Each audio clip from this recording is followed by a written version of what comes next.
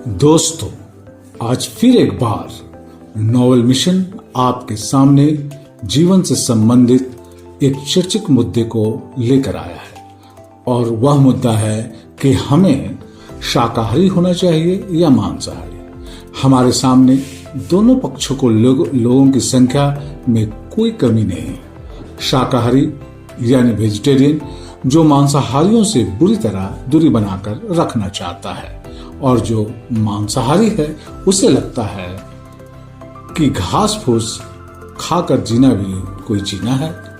यहाँ तक कि लोग इसे गरीबी और बीमारी से संदर्भित कर देते हैं और मांसाहारियों या कुछ उन लोगों के बीच आम धारणाएं बन जाती है कि शाकाहारी वही होते हैं जो या तो गरीब होते हैं या फिर बीमार होते हैं।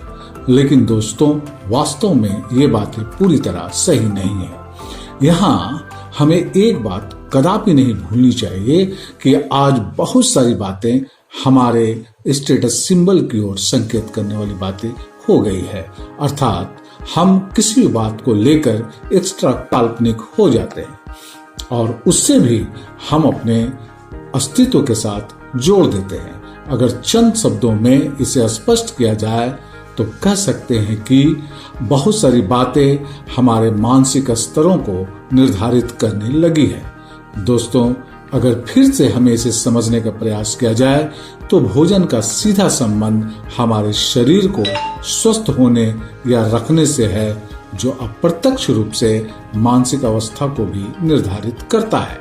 वर्तमान दौर में आज वैज्ञानिक सिद्धांत ही वह पैरामीटर है जिसके द्वारा हम किसी वस्तु को लेकर अपना राय बना सकते हैं। हाँ, इतना जरूर है कि हम कुछ एक प्रतिशत अपने मंजे सदे विश्वासों एवं अनुभवों से भी मदद अवश्य लेना चाहिए। विज्ञान को अगर आधार बनाकर बात किया जाए तो मांसाहार को उनसे कोई परहेज नहीं है, या हम सभी जानते हैं।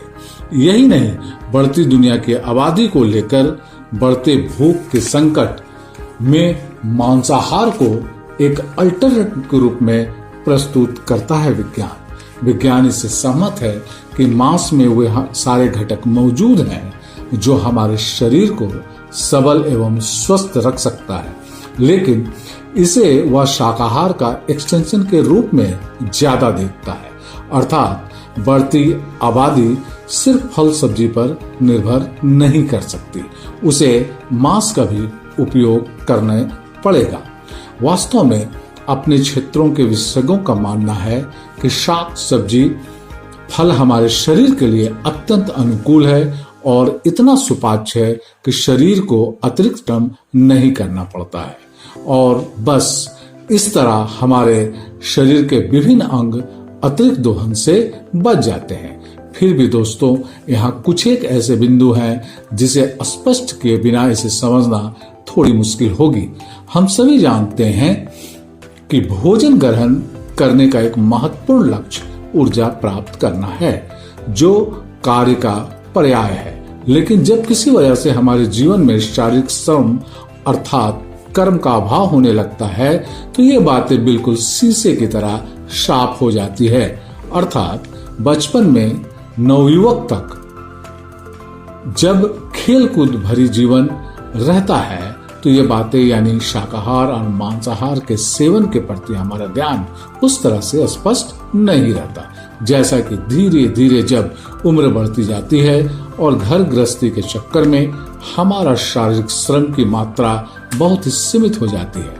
अगर बढ़ती उम्र और कम होते श्रम को देखते हुए हम अपने डाइट को ठीक से प्लान कर लें तो ठीक है, वरना हमें यह अवश्य ध्यान रखना चाहिए कि बचपन की अवस्था में जब शारीरिक कोशिकाएं एकदम नूतन रहती है और शारीरिक श्रम की मात्रा भी बेहतर रहती है तो मांस जैसे देर से पचने वाले भोज्य पदार्थ को भी आसानी से पचा लेता है और हमें कुछ विशेष समझ में नहीं आता। लेकिन उम्र जब बढ़ने लगती है तो निश्चित ही हमें अपने कोशिकाओं को स्वस्थ बनाए रखने के लिए एक और जहां शारीरिक श्रम के रूप में नियमित एक्सरसाइज को अवश्य अपनाया जाने की आवश्यकता आन पड़ती है, वहीं दूसरी ओर सुपाच्य डाइट के रूप में फल सब्जी का प्रयोग ज्यादा से ज्यादा किए जाने की आवश्यकता दिखाई पड़ती है। इस तरह से देखा जाए तो हमें बड़ी सावधानी और समझदारी से इसका चुनाव करना चाहिए कि हमें शाकाहारी होनी चाहिए या मांसाहारी। यह समझने वाली बात है कि एक बच्चे की डाइट युवा के लिए उपयुक्त नहीं होगा, उसी तरह एक युवा का डाइट मेन्यू हमारे किसी बुजुर्ग के लिए फिट नहीं हो सकता। इसमें दो राय नहीं कि चुनाव करते वक्त हमें यह जरूर ध्यान में रखना चाहिए कि शाकाहार अत्यंत सुपाच्य, हल्का एवं पौष्टिक होता है, जबकि मांसाहार भारी और देर से पचने वाला भोज्य पदार्थ होता है। विशेष जानकारी हेतु do write to mission. Thank you very much.